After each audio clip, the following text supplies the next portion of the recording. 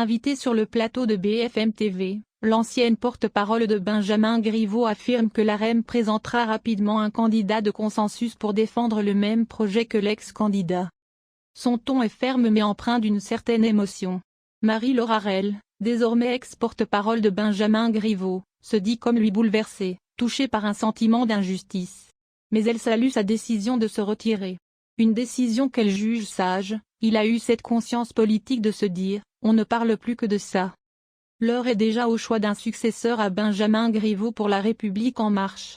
On espère un candidat en tout début de semaine, idéalement lundi, a affirmé Marie-Laure Harel sur le plateau de BFM TV.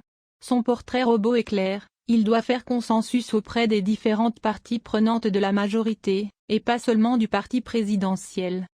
Le successeur de Benjamin Griveaux portera le même projet que son prédécesseur.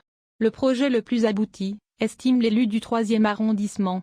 Un candidat qui pourra continuer la campagne sans être asphyxié par cette affaire.